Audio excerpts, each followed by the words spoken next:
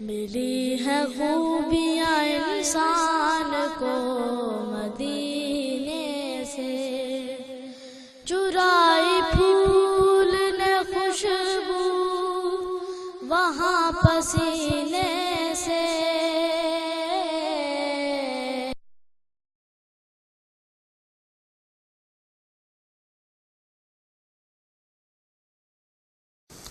الحمدللہ رب العالمین، والصلاة والسلام علی حبیبہ محمد وآلہ وصحبہ اجمعین۔ اعوذ باللہ من الشیطان الرجیم، بسم اللہ الرحمن الرحیم۔ وعن علی رضی اللہ تعالی عنہ قال قال رسول اللہ صلی اللہ علیہ وسلم السحر العنان فمن نام فلیتوضا، رواہ ابو داود۔ وقال الشیخ الامام المحی السنہ رحمہ اللہ ھذا فی غیر القائد لما صح عن انس۔ وکان اصحاب رسول اللہ صلی اللہ علیہ وسلم ینتظرون العشاء حتی تخفق رؤوسهم ثم یصلون ولا یتوضؤون، رواہ ابو داود والترمذی۔ الا انہ ذکر فی ینامون بدل ینتظرون العشاء حتی تخفق رؤوسهم۔ حضرت علی رضی اللہ عنہ سے روایت ہے کہ رسول صلی اللہ علیہ وسلم نے فرمایا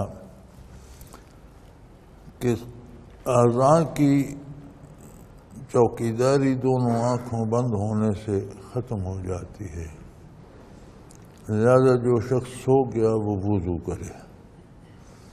اس کو ابو داود نے روایت کیا ہے، لیکن شیخ محی السنہ رحمۃ اللہ تعالی علیہ جو جامع ہیں مشکات کے، وہ فرماتے ہیں یہ حکم بیٹھنے والے کے لیے نہیں ہے، یعنی بیٹھے بیٹھے اونگ آ جائے تو یہ حکم اس کے لیے نہیں ہے۔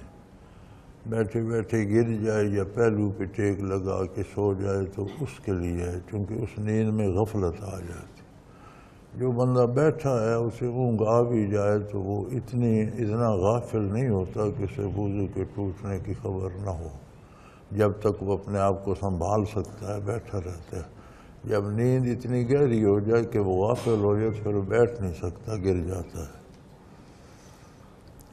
تو اس کی تصدیق انہوں نے اس سے کی ہے کہ رسول اللہ صلی اللہ علیہ وسلم کے صحابہ عشاء کی نماز کا انتظار کرتے تھے یہاں تک کہ ان کے سر جھک جاتے تھے، یعنی صحابہ کرام مزدوری بھی کرتے تھے، کھیتی باڑی بھی کرتے تھے، دن بھر کام کرتے تھے، مشقت کرتے تھے، تھکے ہوئے ہوتے تھے، تو عشاء کے لیے انتظار فرماتے حضور اکرم صلی اللہ علیہ وسلم کا، تو بعض اوقات انہیں اونگ آ جاتی اس طرح کہ ان کے سر اس طرح سینے سے لگ جاتے تھے۔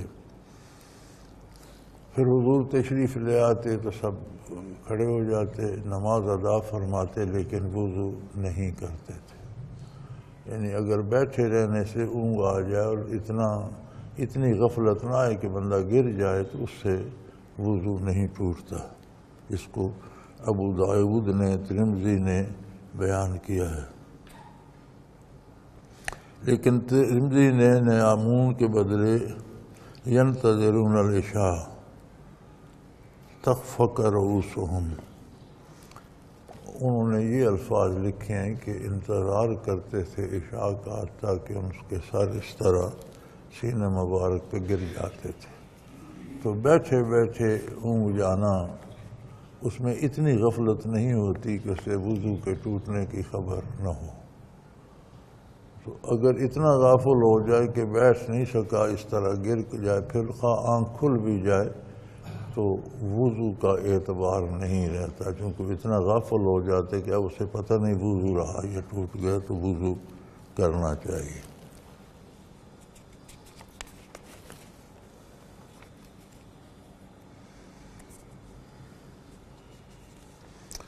وعن بصرۃ رضی اللہ تعالی عنہا قالت قال رسول اللہ صلی اللہ علیہ وسلم اذا مس احدکم ذکر فلیتوضا، رواہ مالک واحمد وابو داود والترمذی والنسائی وابن ماجہ والدارمی۔ حضرت بصرہ رضی اللہ تعالی عنہ صحابیہ ہیں، وہ فرماتی ہیں رسول اللہ صلی اللہ علیہ وسلم نے فرمایا کہ اپنے سطر کو ہاتھ لگاؤ تو چاہیے کہ وضو کر لو۔ یہ مسئلہ بھی مختلف ہی ہے۔ اس کے بعد کی احادیث ملتی ہیں جس میں حضور اکرم صلی اللہ علیہ وسلم سے باقاعدہ یہ مسئلہ پوچھا گیا، تو آپ صلی اللہ علیہ وسلم نے فرمایا کہ جسم کا ایک حصہ ہی ہے، جب جسم پاک ہے وضو کر لیا تو پھر جسم کا ایک حصہ ہاتھ لگ جانے سے وضو نہیں ٹوٹتا۔ لہذا امام ابو حنیفہ رحمۃ اللہ تعالیٰ علیہ کا ارشاد یہی ہے، اور احناف کا مذہب یہی ہے کہ وضو کرنے کے بعد اگر سطر کو ہاتھ لگ جائے تو وضو نہیں ٹوٹتا۔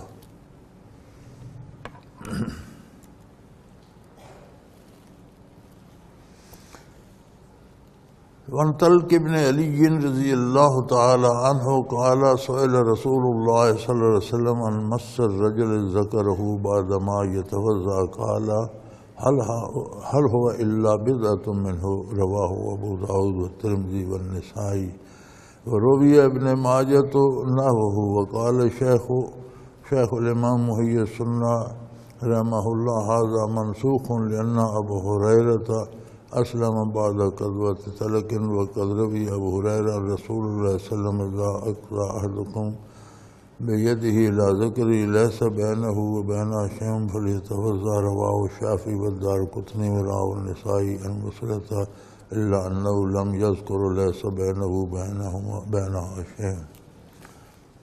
حضرت طلق بن علی رضی اللہ عنہ سے روایت ہے کہ رسول صلی اللہ علیہ وسلم نے فرمایا، آدمی اپنے سطر کو چھونے کے متعلق جب سوال کیا گیا تو ارشاد ہوا کہ اس نے وضو کیا ہوا ہے؟ فرمایا نہیں ہے، مگر وہ تو فرمایا وہ جسم کا ایک ٹکڑا ہی ہے، بدن کا حصہ ہے، جب وضو کیا ہوا ہے پاک ہے، وہ جسم پاک ہے، وضو کر لیا تو ہاتھ لگ سطر کو ہاتھ لگ جانے سے وضو نہیں ٹوٹتا۔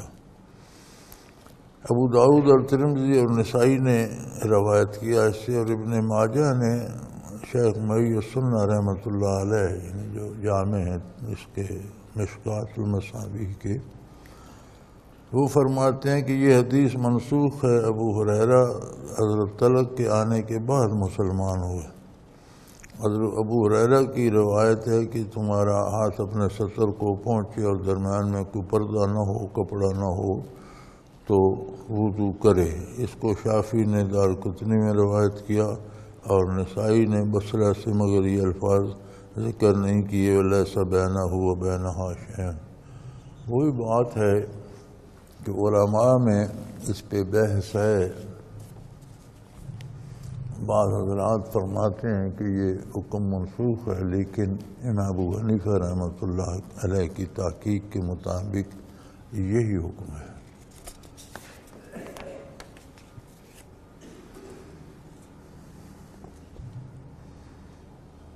اس کی تائید دوسری حدیث مبارکہ سے ہوتی ہے۔ وعن عائشہ رضی اللہ تعالیٰ عنہا قالت کان النبی صلی اللہ علیہ وسلم یقبل بعض ازواجہ ثم یصلی ولا یتوضأ رواہ ابو داود والترمذی والنسائی وابن ماجہ قال الترمذی لا یسع عند اصحابنا بحال اسناد عروۃ عائشہ وایضا اسناد ابراہیم التمیمی عنہا وقال ابو داود ھذا مرسل وابراہیم التمیمی لم یسمع عن عائشہ رضی اللہ تعالی عنہا۔ حضرت عائشہ رضی اللہ عنہا سے روایت ہے کہ نبی صلی اللہ علیہ وسلم اپنی بعض بیویوں کا بوسہ لے لیتے تھے اور پھر نماز پڑھتے تھے اور وضو نہیں فرماتے تھے۔ یہ ابو داؤد اور ترمذی اور نسائی اور ابن ماجہ نے روایت کیا ہے۔ ترمذی نے فرمایا ہمارے اصحاب کے نزدیک صحیح نہیں ہے کہ کسی حال میں سند عروہ کی عائشہ رضی اللہ عنہ سے صحیح نہیں۔ ابراہیم تمیمی کی حضرت عائشہ سے بھی درست نہیں۔ ابو داؤد نے کہا یہ حدیث مرسل ہے، ابراہیم تمیمی نے عائشہ سے نہیں سنا۔ یہ علماء محققین کی بحث ہے۔ اس میں سے حاصل کلام یہ ہے کہ اگر کوئی خاوند، کوئی میاں اپنی بیوی کا بوسہ لے لیتا ہے اور کوئی چیز خارج نہیں ہوتی تو وضو نہیں ٹوٹتا، لیکن اگر مزی خارج ہو گئی تو وہ اس سے وضو ٹوٹا، بوسہ لینے سے نہیں ٹوٹتا۔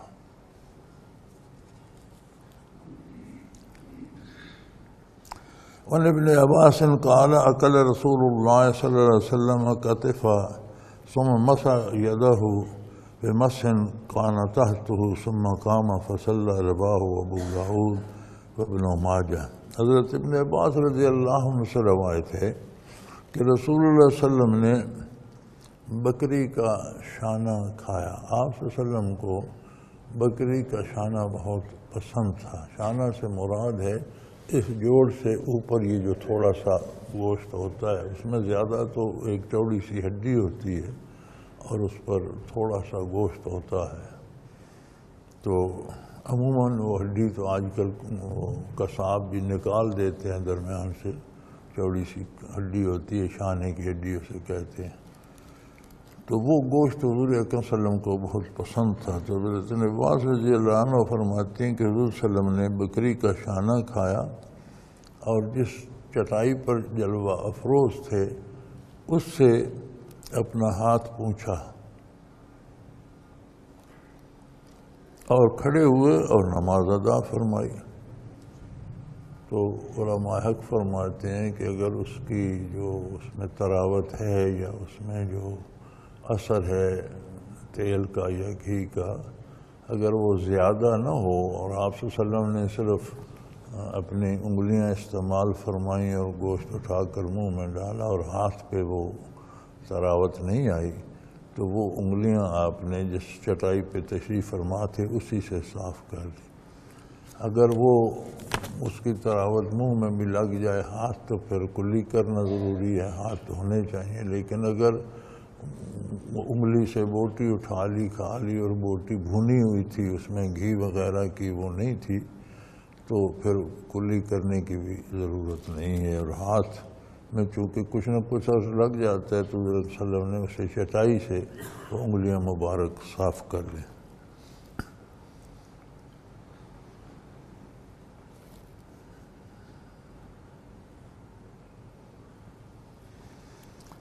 عن ام سلمۃ رضی اللہ تعالی عنہا انہا قالت قربت الی النبی صلی اللہ علیہ وسلم جنبا مشویا فاکل منہ ثم قام الی الصلاۃ ولم یتوضا۔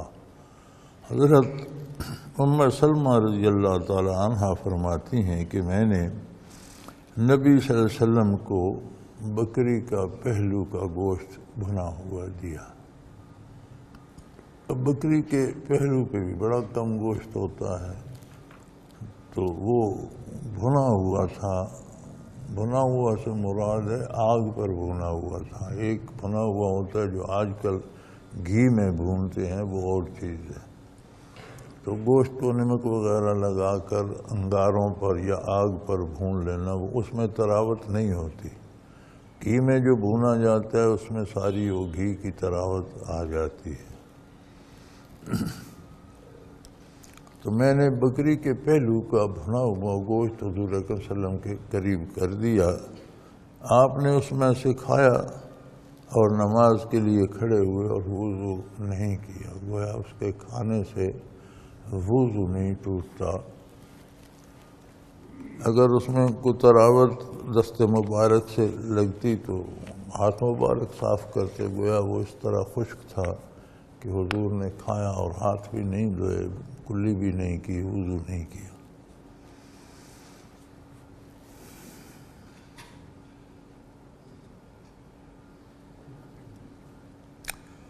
تیسری فصل ہے عن ابی رافع رضی اللہ تعالی عنہ قال اشهد لقد كنت اشوي لرسول الله صلی اللہ علیہ وسلم بطن الشاة ثم صلى ولم يتوضا۔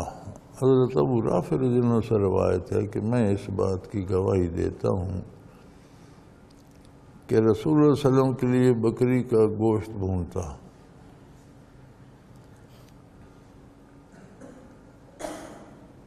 بطن الشاة، بکری کے پیٹ کا، یعنی گردے یا دل یا کلیجی یا اس طرح کا گوشت بھونتا بھوننے سے وہی مراد ہے کہ انگاروں پر یا آگ پر سیک کر بھونا جاتا، اور آپ صلی اللہ علیہ وسلم نے تناول فرمایا، نماز پڑھی اور وضو نہیں کیا۔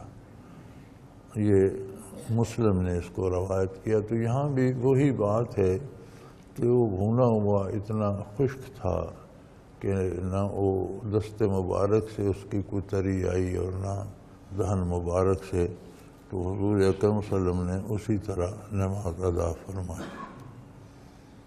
وعنہ قال اہدیت لہ شاۃ فجعلها فی القدر فدخل رسول اللہ صلی اللہ علیہ وسلم فقال ما هذا یا ابا رافع؟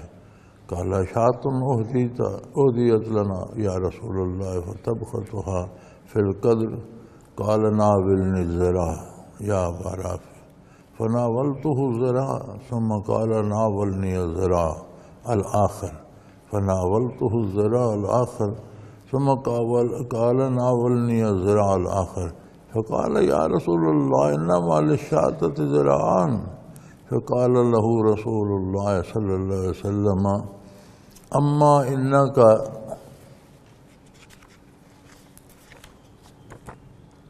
لو سقط لنا وطنی ذران فذران ما سقط ثم دعا بماء فتمضمض فاه وغسل أصواف أصحابه ثم قام فصلى ثم عاد إليهم فوجد عندهم لحما باردا فأكل ثم دخل المسجد وصلى ولم يمس معه۔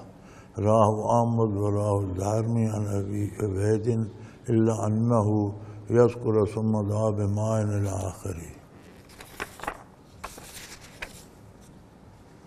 انہی سے ابی رافع رضی اللہ عنہ سے روایت ہے کہ مجھے کسی نے بکری تحفے میں بھیجی، یعنی بکری کا گوشت بھیجا تحفے میں، تو میں نے اسے ہانڈی میں ڈال دیا۔ دری اثنا حضور اکرم صلی اللہ علیہ وسلم تشریف لائے۔ آپ صلی اللہ علیہ وسلم نے پوچھا کہ ما ھذا یا ابا رافع، کہ ابو رافع یہ کیا ہے؟ فقال شاۃ اہدیت لنا یا رسول اللہ، یہ ایک بکری ہے جو مجھے تحفہ دی گئی، ہدیہ کی گئی، تو میں نے اسے ہانڈی میں پکا لیا ہے۔ تو آپ صلی اللہ علیہ وسلم نے ارشاد فرمایا ناولنی الذراع، یہ دستی کا گوشت، بکری کے شانے کا گوشت نکال کر مجھے دے دے۔ انہوں نے شانے کا گوشت نکال کر پیش کر دیا۔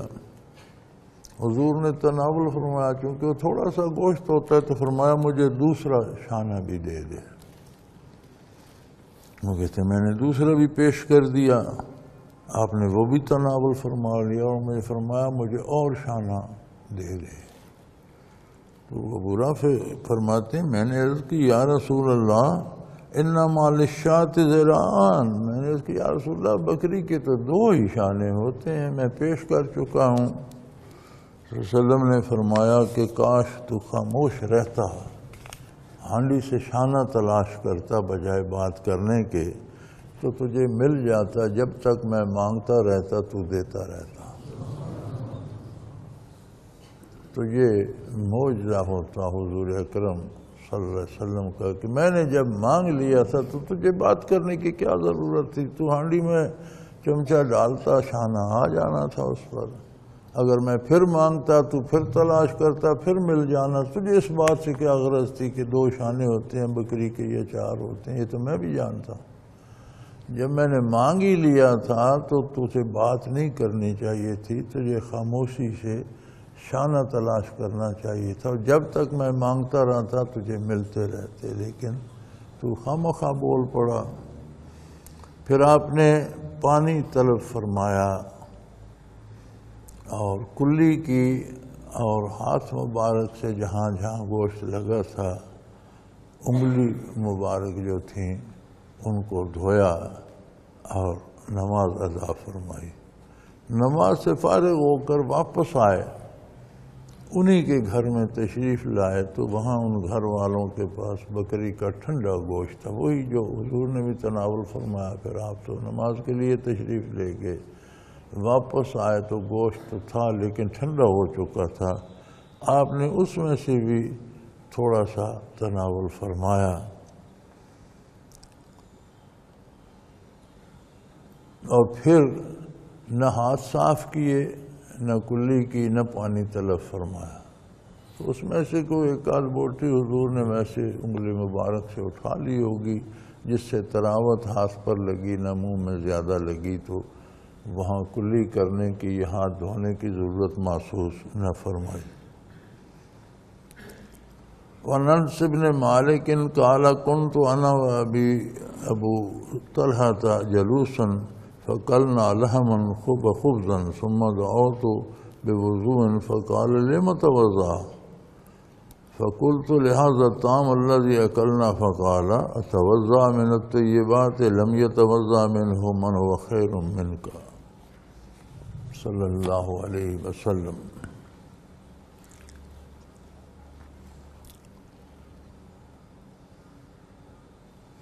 حضرت انس رضی اللہ تعالیٰ عنہ سے روایت ہے کہ حضرت ابی رضی اللہ عنہ، ابی بن کعب رضی اللہ تعالیٰ عنہ، اور حضرت ابو ذر رضی اللہ تعالیٰ عنہ اور میں بیٹھے ہوئے تھے، ہم نے گوشت اور روٹی کھائی، یعنی گوشت کے ساتھ ہم نے کھانا کھایا، پھر میں نے وضو کے لیے پانی منگوایا، تو وہ دونوں حضرت ابی بن کعب اور حضرت ابو طلحہ رضی اللہ عنہما فرمانے لگے تم کیوں وضو کرتے ہو؟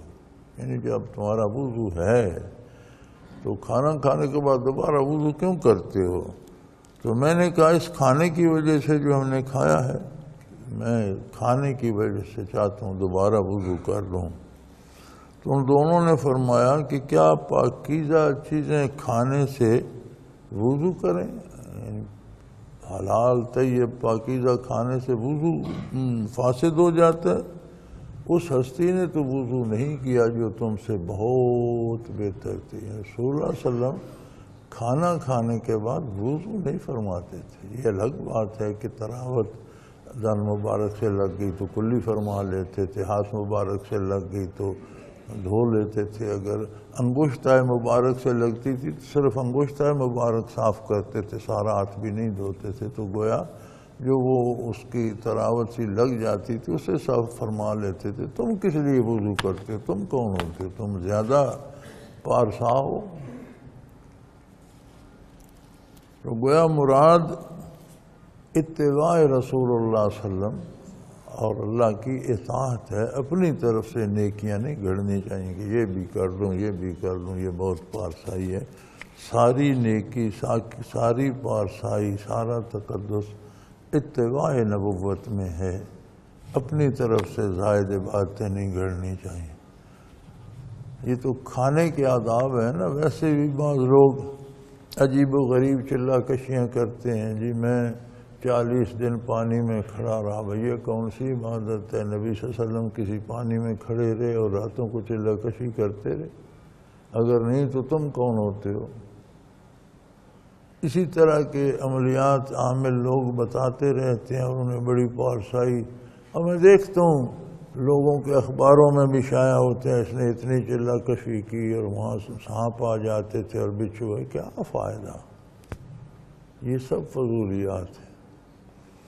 اتباع رسالت پہ قائم رہنا سب سے بڑی نیکی ہے، اور اس سے باہر جانا گمراہی ہے، بدعت ہے، نیکی نہیں ہے کہ اپنی طرف سے باتیں گھڑ لی جائیں۔ یہ تینوں صحابی ہیں، اعلیٰ درجے کے لوگ ہیں، تو انہوں نے احتیاطاً فرمایا ہوگا بھئی چلو کھانا کھایا ہے تو وضو کر دو۔ انہوں نے فرمایا تم ایک نئی رسم ڈالتے ہو، جب حضور صلی اللہ علیہ وسلم نے وضو نہیں کیا تم کیوں کرتے ہو؟ لوگ تمہیں دیکھیں گے، سارے امت شروع ہو جائے گی، تو اس کا ثواب کس کو جائے گا؟ جو کام حضور نے نہیں کیا وہ تم کیوں کرتے؟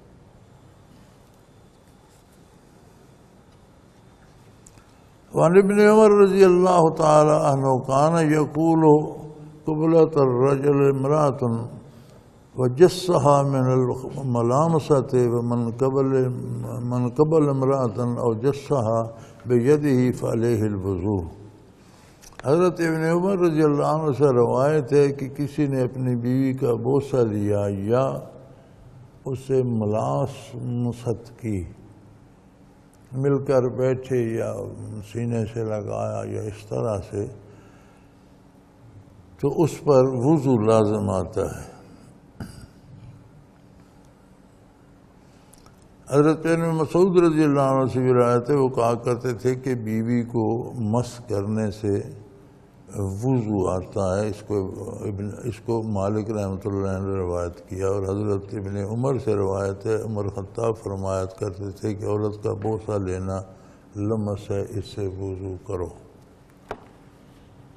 اصل میں جو آیہ کریمہ ہے اذا لامستم النساء، جب وہ وضو کے احکام میں ہے کہ جب عورت سے مس کرو، لمس کرو، تو یہ ان حضرات کا مسلک ہے جنہوں نے لمس سے چھونا یا بوسہ لینا مراد لیا ہے، لیکن احناف کا مسلک یہ ہے کہ وہاں غسل کی بات ہے، غسل واجب ہوتا ہے، اور غسل ہم بستری سے یا جماع سے واجب ہوتا ہے، تو اس سے لمس سے مراد ہم بستری ہے، ہاتھ لگانا یا بوسہ لینا مراد نہیں۔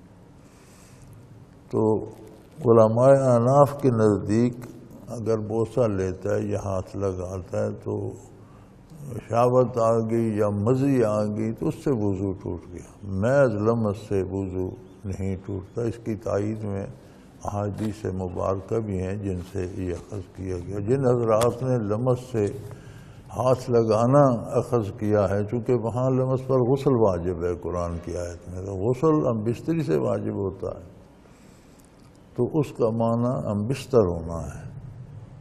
تو جن حضرات نے لمس کا معنی چھونا لیا ہے وہ فرماتے ہیں کہ پھر چھونے سے بھی وضو کرو۔ تو اگر لمس کا معنی یہ لیا جائے تو وہاں تو حکم غسل کا ہے، پھر وضو کیوں کرو، پھر غسل کرو۔ بہرحال یہ علماء کی بحث ہے اور دونوں طرف دلائل ہیں، دونوں طرف علماء ہیں، مقتدی کے لیے یا مقلد کے لیے جس کی بھی پیروی کر لے درست ہے، جسے مناسب سمجھی، چونکہ خود جو مجتہد نہیں ہے اس نے کسی سے تو مسئلہ پوچھنا ہے۔ ہمارے ہاں یہ بھی ہے کہ لوگ، ایک تو پہلے سے طبقہ آ رہا ہے غیر مقلدین کا، جو فرماتے ہیں ہم کسی کی تقلید نہیں کرتے، یہ تو ایک طبقہ ہے دین میں، اچھے لوگ ہیں، دیندار ہیں، اور تقلید کرتے ہیں، مانتے نہیں۔ اس لیے کہ کون ہے جو تقلید نہیں کرتا؟ کون ہے؟ ہر بندہ مجتہد ہے، خود اجتہاد کر لیتا ہے، ہر بندہ سارے مسائل خود جانتا ہے۔ جب نہیں جانتا تو کسی سے تو پوچھتا ہے، تو اسی کی تقلید ہو گئی۔ تو ہر کے امے کی تقلید کرنے کی بجائے اگر ہم ایک امام مجتہد سے پوچھ لیں تو یہ اچھی بات ہے، یہ خراب ہے۔ جو نہیں جانتے، جنہیں مسائل نہیں آتے، کوئی ساری دنیا عالم یا فاضل یا مجتہد تو نہیں، عالم بھی مجتہد، ہر عالم مجتہد تو نہیں ہوتا۔ اجتہاد کا درجہ تو بہت بلند ہے، وہ تو حدیث کے بھی فاضل ہوتے ہیں، تفسیر کے، نزول قرآن کے، آیات کے معنی اور محل کے، مفاہیم کے، پھر احادیث کی اقسام کے، پھر راویوں کی زندگی کے، پھر ان کے حالات، بڑا لمبا کام ہے۔ پھر جامع ہوتی ہیں احادیث، کتنی احادیث ہیں، کون پہلے تھی، کون بعد میں آئی، کون منسوخ ہے، کون سی ناسخ ہے، ایک وسیع سمندر ہے۔ اور جو بحر ناپیدا کنار کے شناور ہوتے ہیں وہ مجتہد ہوتے ہیں۔ تو امت المسلمین تفصلوا اہل الذکر ان کنتم لا تعلمون، اللہ کا حکم ہے کہ جاننے والوں سے پوچھ لیا کرو جو بات تم نہیں جانتے۔ طریقہ یہ ہے، جو بندہ نہیں جاب، ہر بندہ تو اس پائے عالم نہیں کہ اجتہاد کرے، تو غیر مقلدین حضرات بھی تقلید ہی کرتے ہیں۔ وہ معاشمہ کی عہد حاضر کے مولویوں کی، علماء کی کر لیتے ہیں، اور ہم علماء سمیت ائمہ مجتہدین کی کر لیتے ہیں، اس کے بغیر تو چارہ نہیں۔ اور تقلید فقہی مسائل میں ہے، ایمان عقائد ہر ایک کا ذاتی عقیدہ ہے، اپنا ایمان ہے، عقائد میں، ایمانیات میں تقلید فقہی مسائل میں ہے جہاں تحقیق چاہیے۔ تو یہ علماء کے درمیان اس کی بحث ہے، اب جو جس کا دامن تھام لے۔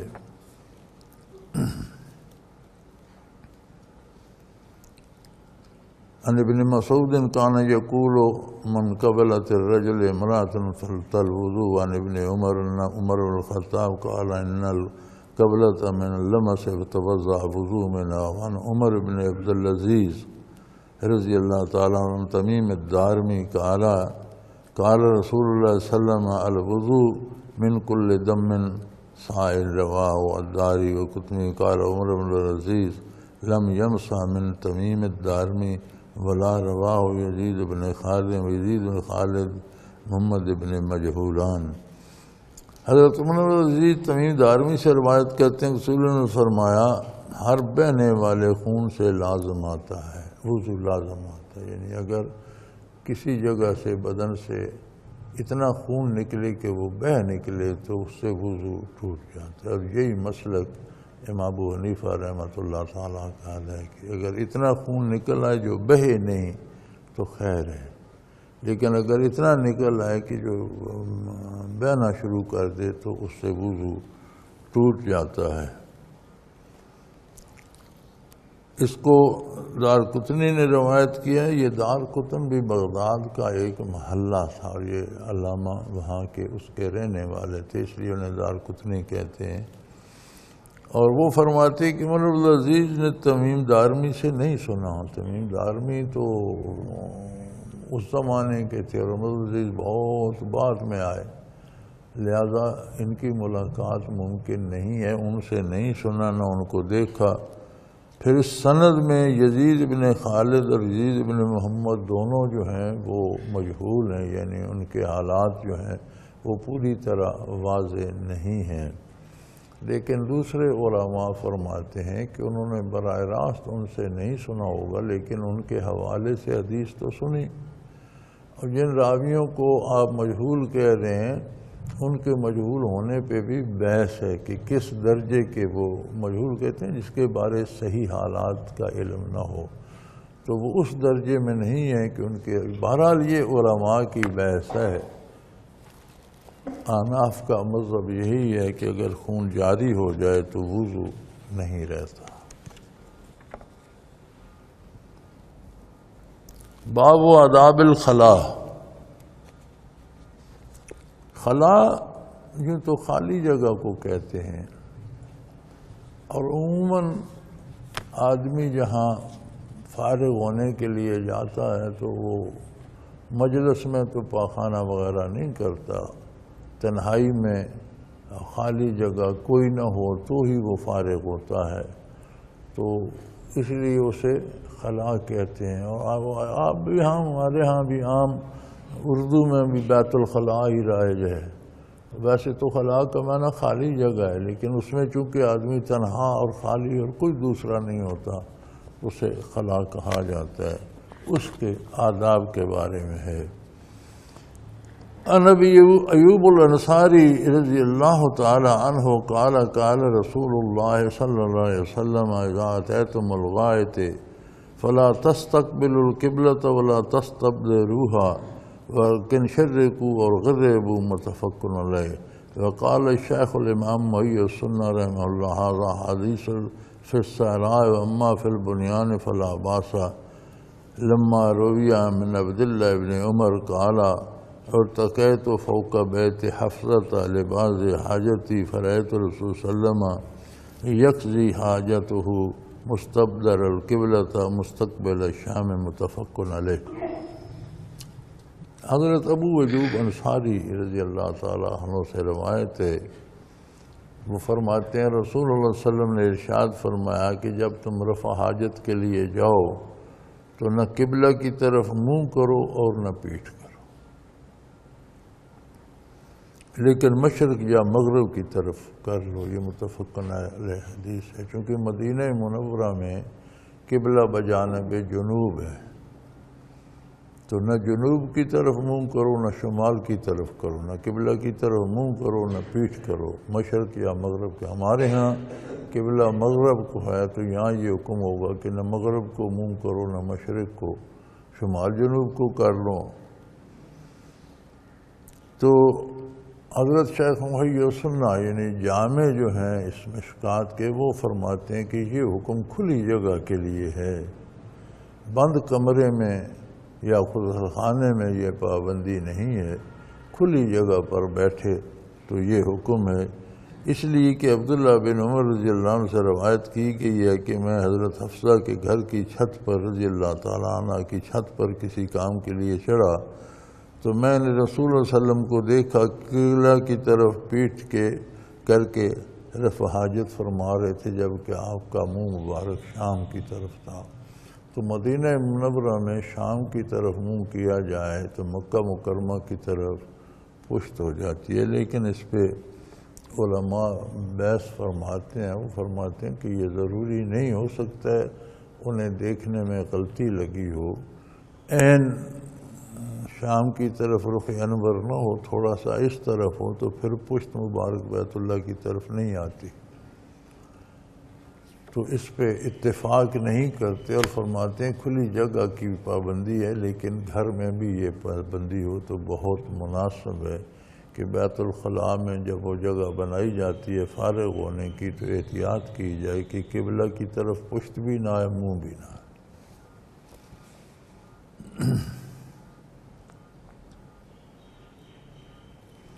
ون سلمان رضی اللہ عنہ قال نہانا یعنی رسول اللہ صلی اللہ علیہ وسلم ان نستقبل قبلۃ لغایت او بول ان نستنجی بالیمین او نستنجی بأقل من 3 احجار او نستنجی برجی او بعظم۔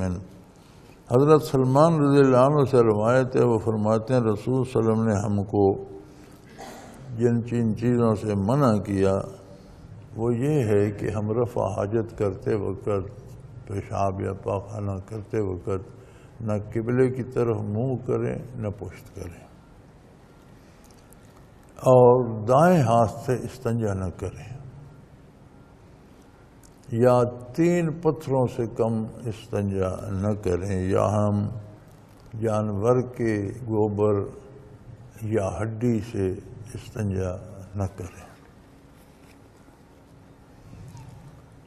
تو 2 باتیں اس میں واضح ہیں کہ قبلہ کی طرف منہ بھی نہیں کرنا چاہیے اور پشت بھی نہیں کرنی چاہیے۔ دوسری بات دائیں ہاتھ سے، تو میرا خیال دائیں ہاتھ سے تو شاید ممکن بھی نہیں ہوتا، یہ ہم لوگوں کی عادت ہوگی، ہمیں عجیب لگتا ہے چونکہ ہاتھ تو ویسے ہی ہے جیسے دائیں ہے ویسے بایاں ہے، لیکن شاید نسلاً بعد نسلاً عادت ہوگی، اب تو عجیب لگتا ہے کہ دائیں ہاتھ سے کیسے ہو سکتا ہے، شاید کچھ لوگ کر لیتے ہوں گے، تو آپ صلی اللہ علیہ وسلم نے منع فرمایا کہ دائیں ہاتھ سے استنجا نہ کیا جائے۔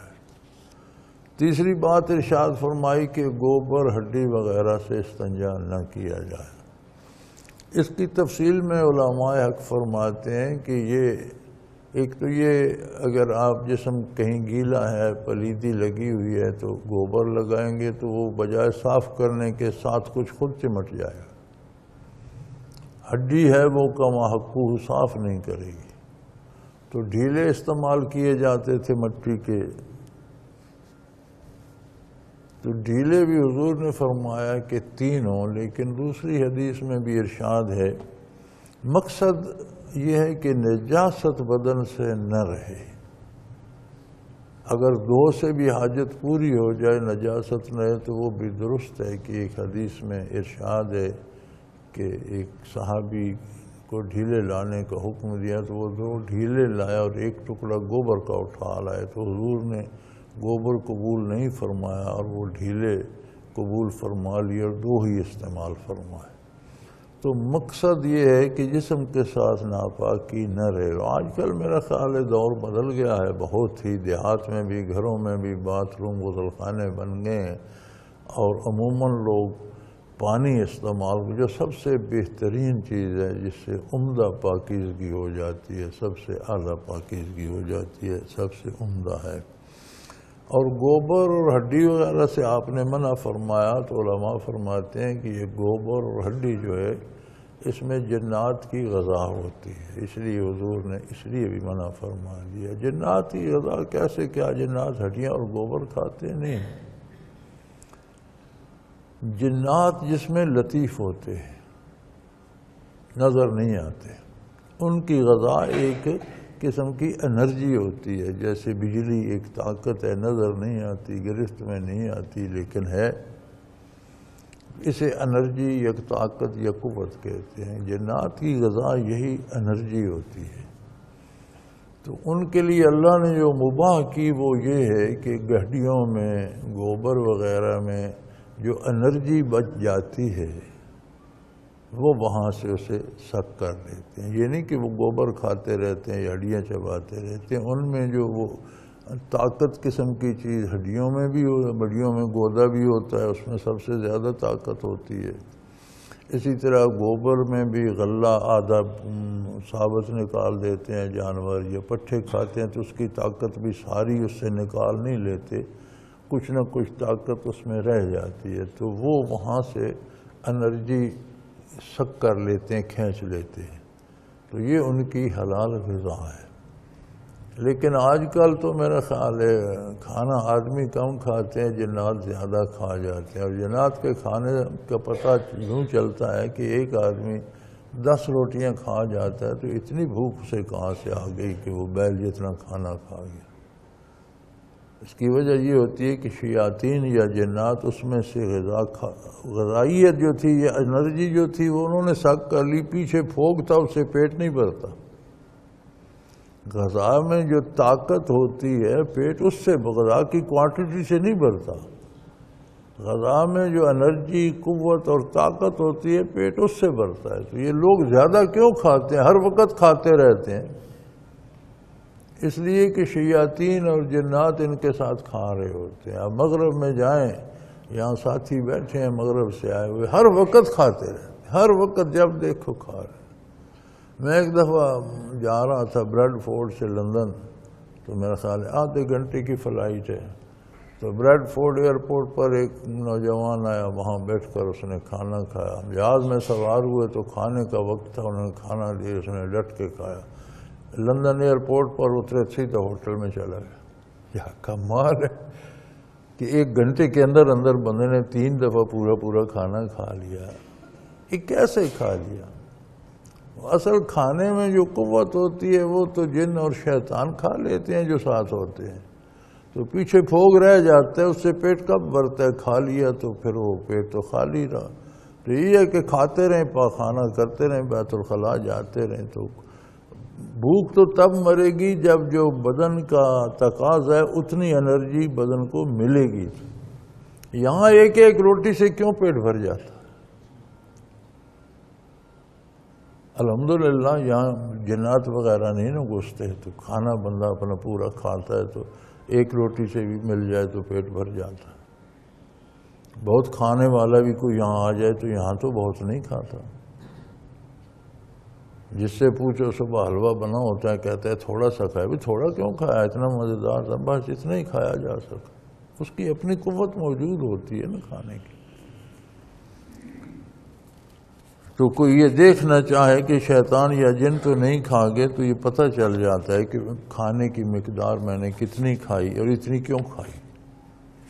اگر کوئی ایسی بات ہو تو درود شریف پڑھے، تعوذ پڑھا کرے، کلمہ شریف پڑھے، باقاعدہ نماز پڑھے، ذکر کیا کرے، تو ان مصیبتوں سے بچ جائے۔ وعن انس رضی اللہ تعالی عنہ قال کان رسول اللہ صلی اللہ علیہ وسلم اذا دخل الخلاء یقول اللہم انی اعوذک من الخبث والخبائث۔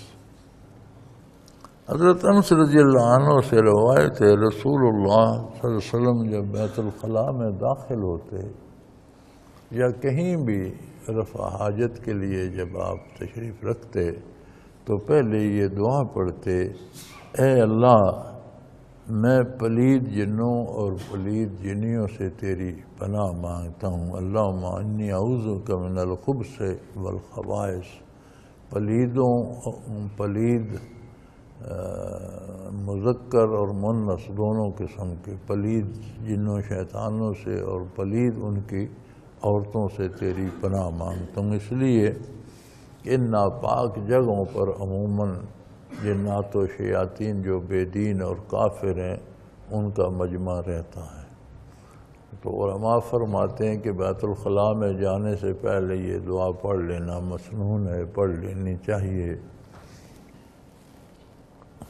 یا پھر بیت الخلاء میں نہیں ہے، کھلی جگہ پہ ہے، تو لباس اتارنے سے یا جسم کو ننگا کرنے سے پہلے پڑھ لیں۔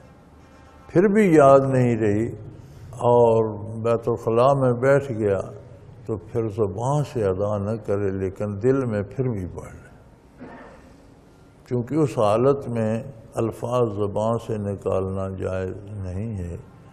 لیکن اگر اس پہلے بھول گیا تھا، عین اس وقت یاد آئے جب بے لباس ہو کر یا کپڑا ہٹا کر بیٹھ گیا ہے پیشاب پاخانہ کرنے کے لیے، تب یاد آ گئی، تو فرماتے ہیں کہ دل میں پڑھ لے، زبان کو حرکت نہ دے۔ او کما قال رسول اللہ صلی اللہ علیہ وسلم۔ الحمدللہ الحمدللہ الحمدللہ رب العالمین، والصلاة والسلام علی حبیبہ محمد وآلہ وصحبہ اجمعین۔ اللہم ربنا لا تقتلنا بغضبک ولا تہلکنا بعذابک واعف عنا قبل ذلک۔ اللہم ربنا لا تسلط علینا من لا یرحمنا، انت ولینا فی سفرنا وحضرنا فی مالنا واہلنا، انت ولینا فی الدنیا والآخرہ، توفنا مسلمین والحقنا بالصالحین۔ وصلی اللہ تعالی علی حبیبہ محمد وآلہ وصحبہ برحمتک یا رب۔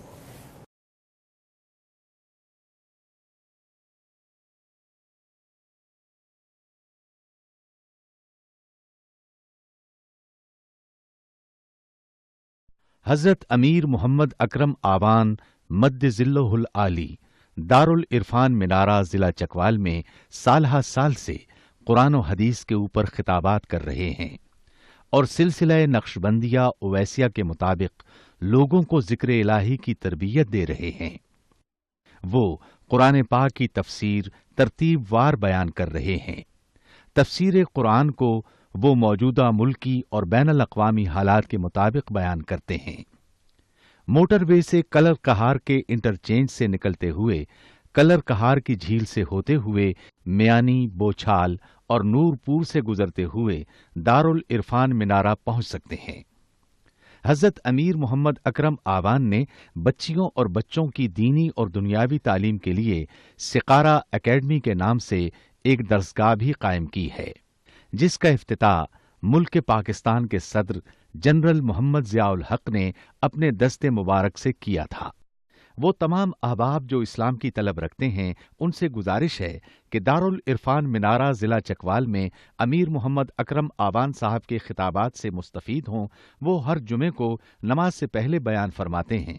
ہر ماہ کی پہلی اتوار کو ماہانہ اجتماع ہوتا ہے، جس میں آپ خصوصی خطاب فرماتے ہیں اور پاکستان کے چاروں صوبوں سے احباب اس اجتماع میں شرکت کرتے ہیں۔ اس کے علاوہ یہاں سال میں 2 مرکزی اجتماعات بھی ہوتے ہیں، ایک رمضان المبارک میں اعتکاف کا اجتماع اور دوسرا جولائی اور اگست میں 40 دن کا اجتماع ہوتا ہے، جس میں روحانی تربیت کی جاتی ہے۔ اپنا خون سیماب دے کر اتنا ہم کر جائیں گے، نام آقا کا چمن میں پھر رقم کر جائیں گے۔